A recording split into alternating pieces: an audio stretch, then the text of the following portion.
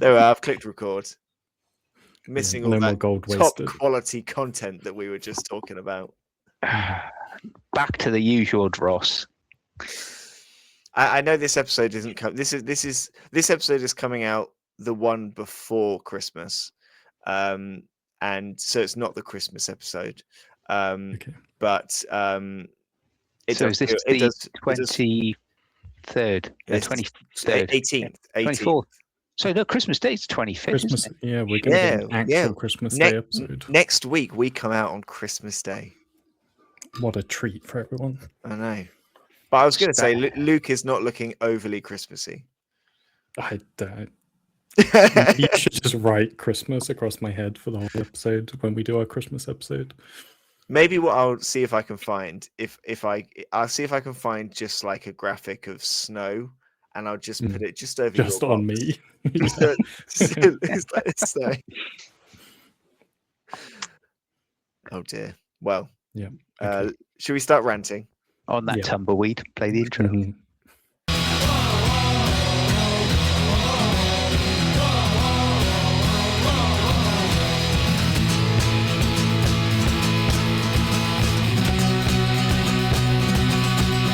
Right. Hello, everyone, and welcome to New Dice Please, the bite-sized Blood Bowl podcast brought to you by the people at Blood Bowl Live. My name is Chris. Joining me, as always, Mr. Scott Bryant. Scott, what would be your most desirable item to receive within an advent calendar? Good evening, Christopher. Thank you. The one thing I would like in an advent calendar, I don't want chocolate. And I wouldn't want sweets, but I would like something a little bit different. And I think what I would go for, actually, I think I would like a pot of paint every day. New little pot of Citadel paint every day. It doesn't have to be the full paint size, or it doesn't have to be Citadel, wouldn't mind Vallejo or anything like that, but it's a nice little different pot of paint each day, and maybe a little idea in there with a picture and image in terms of think about this and use it in something to inspire me to improve my painting. That's what I would go for. If anyone's listening and wants to send us a paint and miniature advent calendar, so you can, that would be, do that. Ready for next year. Ready for next year. Yeah. Joining us also, Mr. Luke Baggett. Luke, what would be something desirable that you'd want to receive in an advent calendar? Hello, everyone. I had a pretty good whiskey one year. That was a good Christmas. But I think most desirable is something like buildable or something to do like Lego or miniatures. I mean, I feel like you can get a pretty consistent answer from the three of us with wanting something to build or paint. But possibly, Lego's a pretty good one. What about you, Chris? I would get so each year I get some kind of puzzle-based advent calendar where you have to solve the puzzle in day one to know which door you have to open for day two. So you have to work your way through it. So the last couple of years it's been escape the game themed. This year it is the Taskmaster advent calendar. So each one, and this is the little task that you get in day one. So you get a little task in each day to open up to complete. Very nice. To get you to the next day. So I agree. I like something to do in my advent calendars. So I would need that. I did consider doing a New Dice Please / Blood Bowl Live advent calendar. And I was thinking about this in maybe like October, September time. And then I stopped because I realized what I would have to do is I would have to go through everything we've done for the past year and cut out clips of 24 different points. And I just couldn't be bothered. So here's my suggestion. Go back to episode 1 of New Dice Please and watch that on day 1. And then just listen to an episode a day. Start again. Yeah. I did have one idea there, which would be very dangerous but very foolish and definitely foolhardy on our part, where we could have a Tom Feek's word of the day for Advent calendar. Absolutely not. Absolutely not. There is no world like you would need age verification for every video. Like it's not happening. It's not happening. Sorry, Feeksy. Sorry. He tried. Well, we're not here to talk about Feeks' Word of the Days or Advent calendars. I'll be honest with you, listeners. We're here to rant. We're here to right some wrongs, and we're here to give the world of Blood Bowl a swift slap to the back of the head and tell you all to sort yourselves out. And there are going to be some people who are going to listen to this episode today and are not going to like us very much. And to you, I don't want you to like me. Quite frankly, Chris, I've gone, Scott. I've gone already. I know. I don't want you peaking too early. We've seen that what happens there before. Blood Bowl community, NDP listeners, NDP viewers, this is about us helping you to help yourselves, to help the Blood Bowl community. We have a mission to support the community. We also have a mission to drag people back from the edge of moronic stupidity as they fall into a cesspit of insanity and madness, and they just look bloody foolish playing this game on tabletop when they take a very simple rule or a very simple premise and they make it into something overly complex and frankly stupid.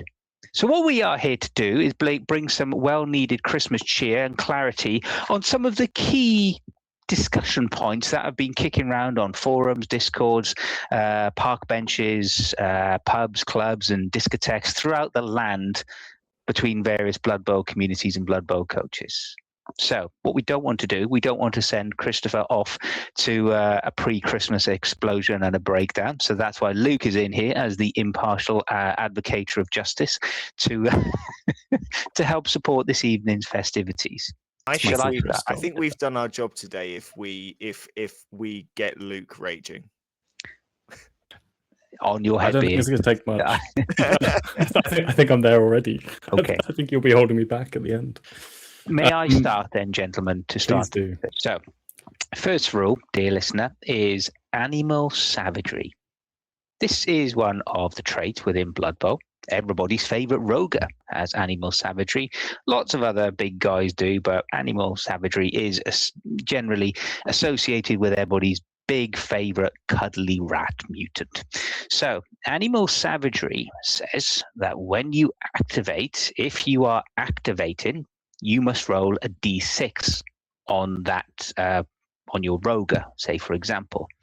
If you roll a 4 up, that means that you get very angry and very savage in an animalesque type of way. You will then lash out at the, if there is someone in a tackle zone next to you, you will lash out at that player on your own team, and you will then knock them down. You will roll against armor, applying mighty blow where possible, where relevant, and then roll for injury as well. If, however, you are doing that activation as part of a block or a blitz, you may reduce the roll by a -2. So very simple. What does it mean? If you are going to blitz or block the bejesus out of some poor little snotling, basically roll a dice, and as long as you roll a 2 up, you're good. If you roll a 1, you punch the little fella next to him. But the main thing. Hang on. Hang on. Yes, Christopher. Hang on. The rule doesn't specify that the rule as written doesn't say that if you beat up your teammate as part of animal savagery, that you don't have to give me £5,000. But Christopher, as much as I would love to give you £5,000, I fear the wrath of Mrs. B at home and her domestic management skills. So therefore, you wouldn't get that, surprisingly. Well, I don't know if I agree with this. Well, what can I say? All I will say is, for eons past in Blood Bowl, what has happened up until season 3 is that you can be violent against your teammate, you can pound them to mortal death, and then you can carry on. And you have previously given me £5,000. Yeah. Let's not talk about that. Let's not get until we get the lawyers involved again. However, spoiler alert, dear Blood Bowl fans, guess what? In season 3, if you roll that 1, or if you're only moving and you roll less than a 4, i.e. a 3 or less, yes, you can punch the bejesus out of your little teammate, and then you can keep going. Now, of course, the usual thing, if there is a no teammate nearby, you're just going to stand there and rage like an absolute moron. That's a rogue for you. But guess what? Spoiler alert, you can carry on with your activation. Woohoo! The fact it doesn't state it doesn't mean you can't. Yeah, I'm incredibly impressed that Chris managed to play devil's advocate on this, and even facilitate the idea that you couldn't do this. And obviously, it's understandable GW didn't put the £500 payment to Chris in every rulebook. You can see why they didn't do that. But yeah, it's just how could one even interpret otherwise? Like, it explicitly doesn't say it gets the activation to carry on as normal, but it doesn't say it doesn't. I think that's the key thing, is why would you try and make a rule something that it isn't? It's like, yeah, Monopoly, pass and go. You collect your £200, £2,000, £2 million, whatever it is in relation to it. It doesn't then say you also draw 4 chance cards. And it's kind of like, you don't, does it?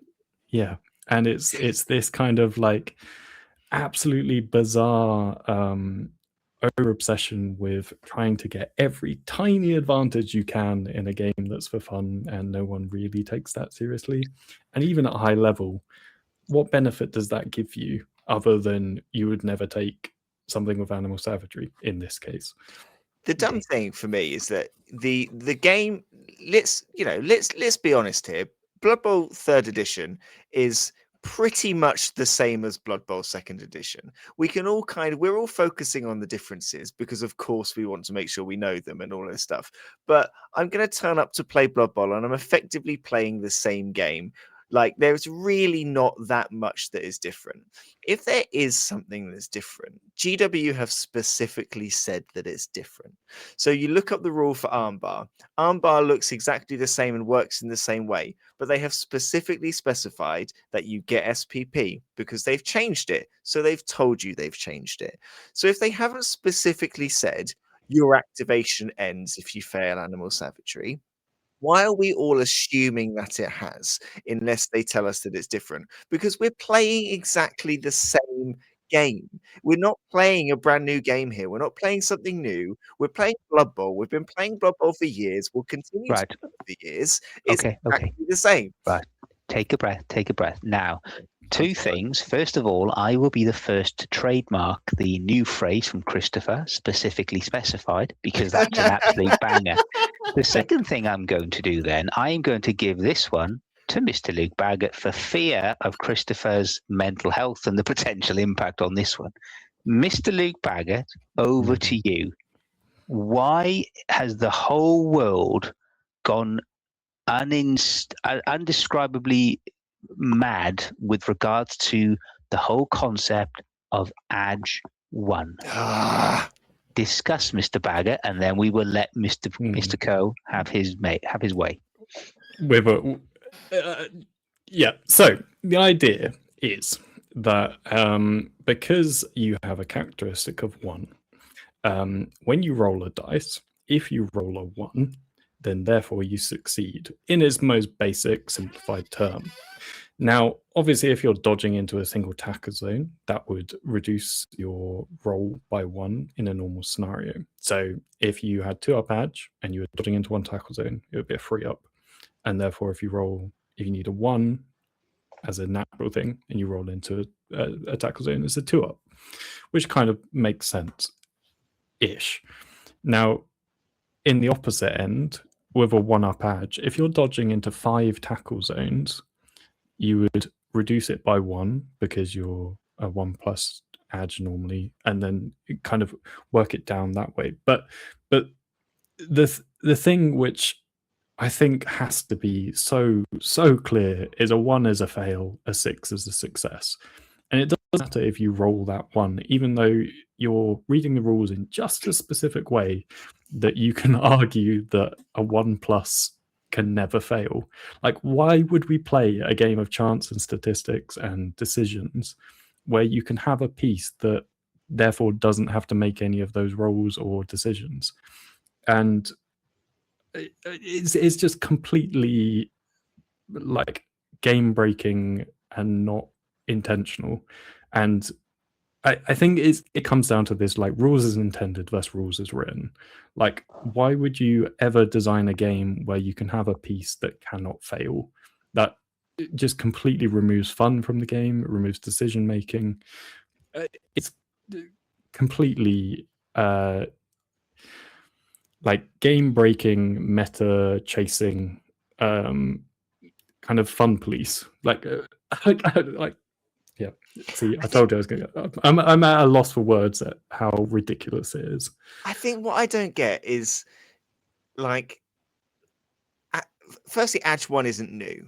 The number of star players that have existed with Edge 1, like, for a lot. So we've all been playing, knowing how to work Edge 1. We all know, and we have been playing for years, that if you have a player with Edge 1 or Passing 1, because it could apply to Passing 1, basically you ignore the first negative modifier, is basically how it works, isn't it? You ignore that first negative modifier that you come up against. Why did we suddenly think it was different? The wording in the book, and I've sat down and I've read the wording in the book, it talks about sort of how you can never be lower than a 1 and never be higher than a 6, and I think it's around this area that people have decided to try and interpret in one way.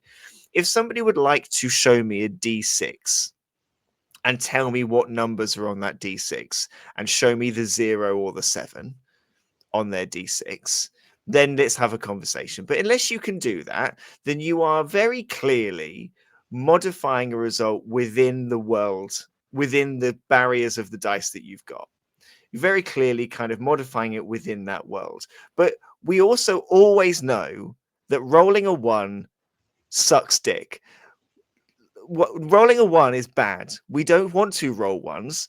Rolling 1 makes you bad at game. Tom Hovell would be the world's champion if you could roll 1s and you could still succeed. He would snatch Andy Davo's crown off his head and say thank you very much, and then buy us all champagne. So why have we suddenly forgot? Why we've got? The only reason we've, like, at first I saw people talking about Edge 1 and putting comments, and I thought, oh, we're all having a joke. It's a lovely Blood Bowl joke, and we're having a great time. And then you read more of it, and you go, no, there's someone who wants to roll a 1 and succeed. And well, don't play this game then. Play something that you can build something completely unstoppable, and that's the point of the game. But that's not the game we play. The game we play involves rolling dice, and on that dice there is a 1. And when you roll that 1, it's bad. And it's the great leveler of Blood Bowl, is the 1 on the D6. Mm-hmm. It's the one thing that no matter how good or bad you are, at some point you're gonna roll it and you're gonna fail something. It is the great leveler that we all should praise down to. You know, Tom Hovell kisses the 1 on his dice every night before he goes to bed. And I'm not going to take that away from him, because there's not much else that he's got when it comes to Blood Bowl sometimes other than those 1s, and he counts them and he cherishes them, and I'm not now going to suddenly make them a success and undo all his hard work.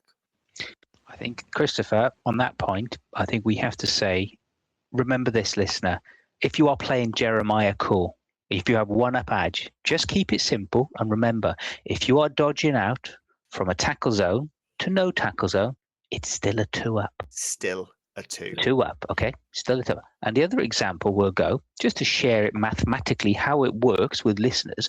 Let's take the example from Saturday. Myself and the young, fine individual there, Mr. Luke Baggett, also known as Carl to his friends, we were playing a very fine game. And in this particular game on a tournament, you could have a star player with 1 additional secondary skill and 3 additional primary skills. Yours truly, I chose the filthy meme that is a rat ogre, and this rat ogre had his secondary, and he was an underworld rat ogre, so remember, he has strength and he has mutations in his primary. His secondary was an edge skill I chose, and I chose dodge. His primary skills were 2 heads, which is a -1 dodge modifier, break tackle, which in the new world says for anything strength 3 is strength 5 and above is a -3 modifier. And I decided to play filthy like this. I also gave him Juggernaut for the hit, but we'll come to that. So I took this little rat and I walked into a cage. So Luke had built a beautiful cage.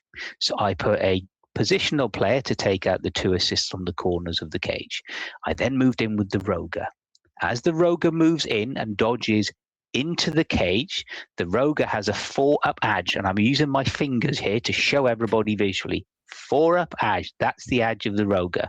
The Roger dodges into 3 tackle zones. So 4 and 3 is 7. Mathematics for beginners, here we go.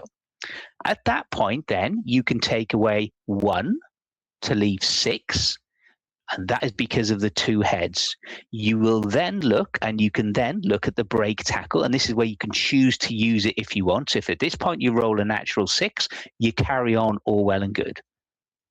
Yeah, I didn't, but I rolled more than a 3-up. So you take off your 3 for your modifiers, and that means I need to roll a 3-up, not a 2-up, not a 4-up, a 3-up. And then you have the opportunity to use the dodge reroll if you want. Okay, so mathematically, that's how you work it. And again, we're not going to write this down. We're not going to stick it on an Excel attachment or nothing like that. We're not going to leave it on a SharePoint drive because you are sensible people. We know that within NDP, you know that a 1-up dodging out into an open is still 2. Okay, so we know that as well. And the other thing that I do want to say, without sounding sort of sycophantic or kiss-assy, but to Mr. Andy Davo, he's been on the show. He, with OWA, Christopher, he won, obviously, the Bloodbowl 3 World Championship last weekend for 2025, or week before last when this goes out. So, Mr. Davo, you're probably not listening, but if you are, very well done, sir. Can you still try and pass that knowledge on to Tom Hovell, if possible? Anyway. So two things from that. I think Scott just wanted to tell everyone he managed to do the 3-up cage type of America. Yeah, I'm not really sure. I think that's a bonus. Maths and good times. That's what it's all about, Luke. Yeah. And in a fun hypothetical world, if this rule, for whatever reason GW say is true, and Tom Hovell builds a team of 1+ elves, could he then beat anyone in the world? No, because if all 11 players had 1+ players. But no, okay, so say Tom only gets it. Only Mr. Hovell gains the ability for this 1+. Perfect world where he can dodge and pass freely without inhibition.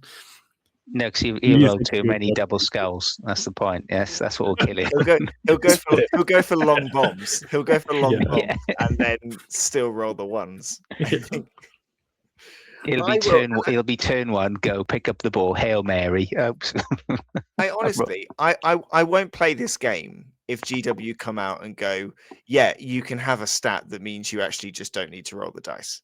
Because that's effectively what it is, isn't it? If you are edge 1 and you're dodging out into no tackle zone, or you're picking up in no tackle zone, you simply don't need to roll the dice. And I just won't play that game because why? Because people will do that, because people do want to play something that will win.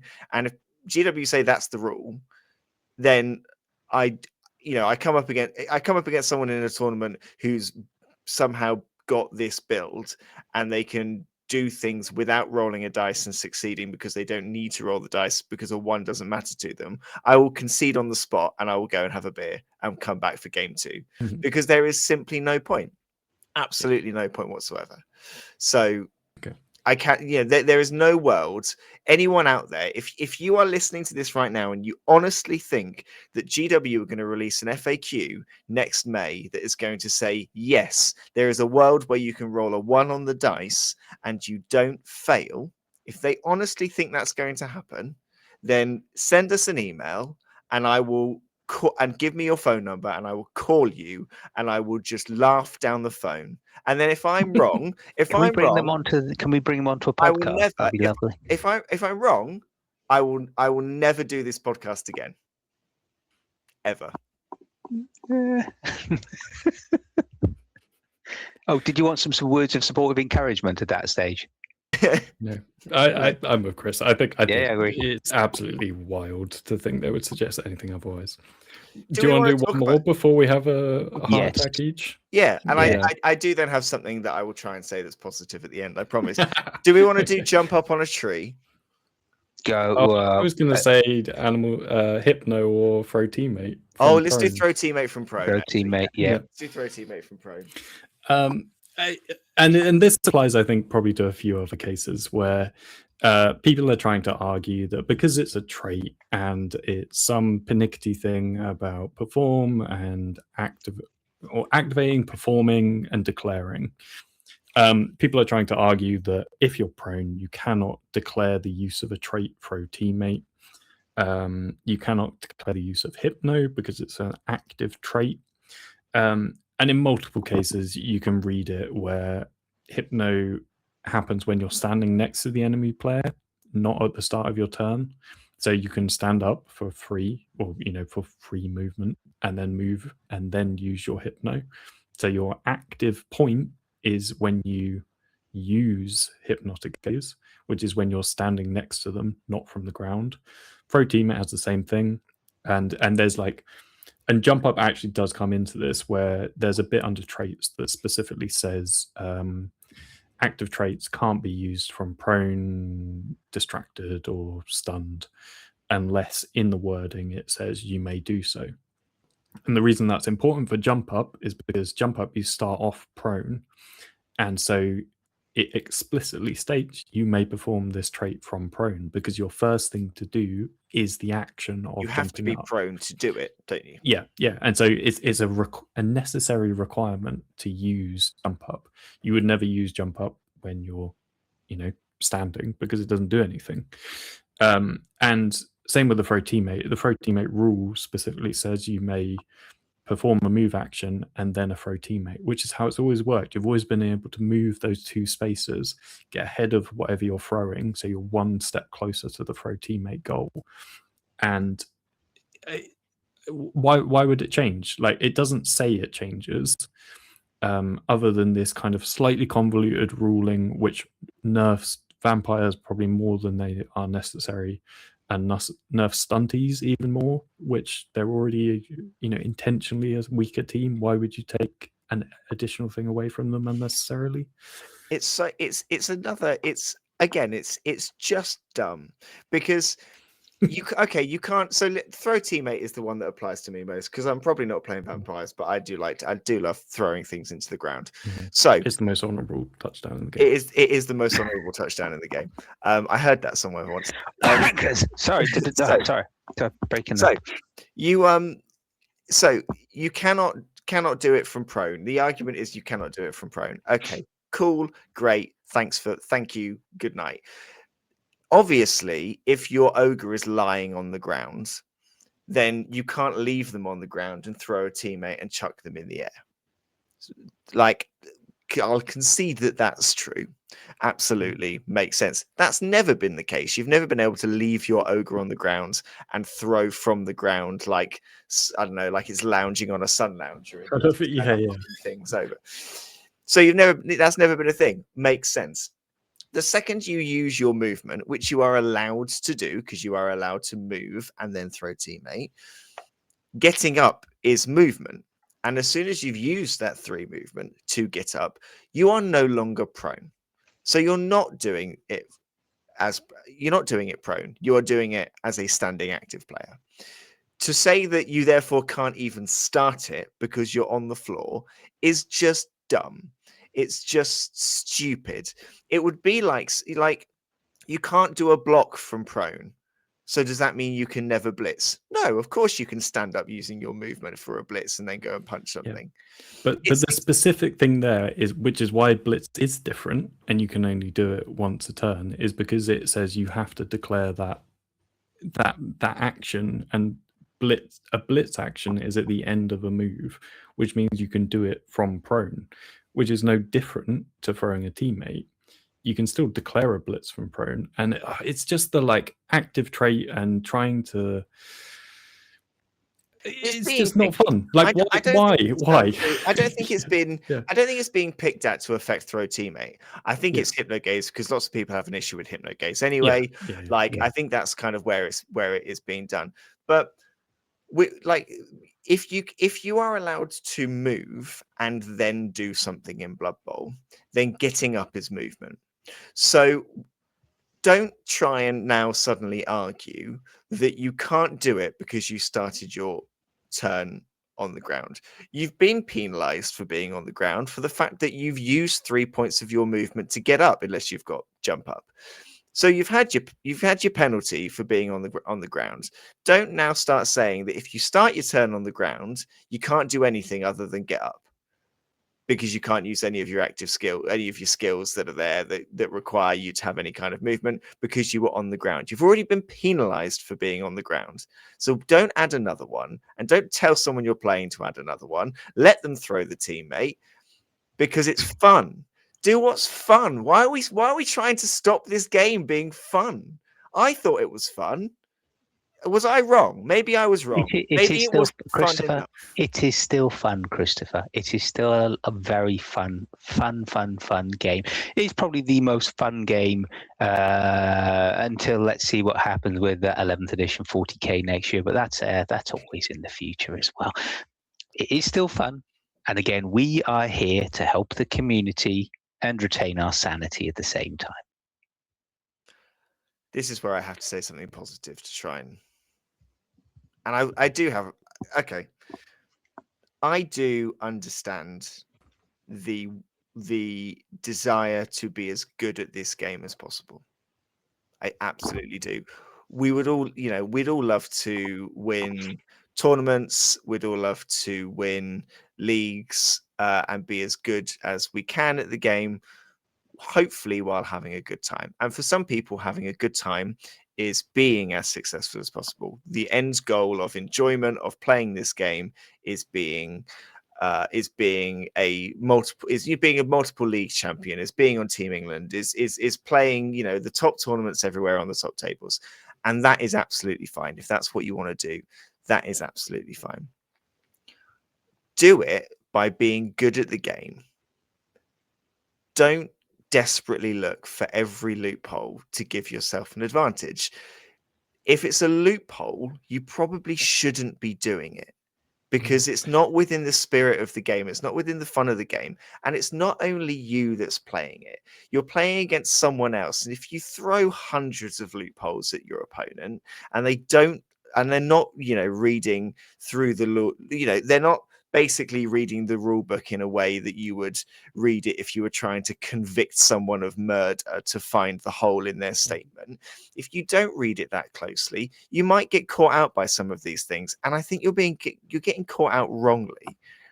And I just think everyone needs to just take that second and just think about that perspective. I'm not saying don't go out there to win. I'm saying just remember that this is a game, and be good at the game, but do it right.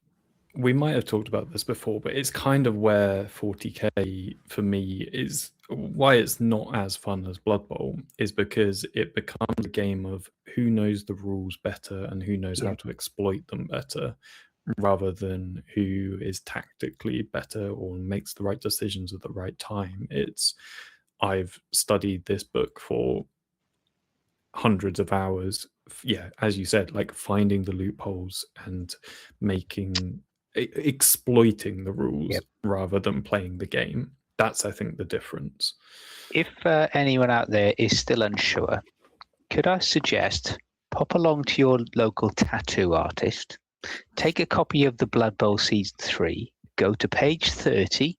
You might want to go to page 31 as well, but go to page 30, take the first 2 paragraphs and ask that lady or gentleman, professional artist, and again, check they've got a license and they have a code of conduct with their local authority, and get those tattooed onto your backside or wherever you have appropriate space. And just draw, the line. That happened to be the code of conduct. The most important rule is page 30, Luke. The code of conduct is page 31, but you're there, thereabouts. Everyone playing is here to have fun and enjoy a good game of Blood Bowl rather than have an argument.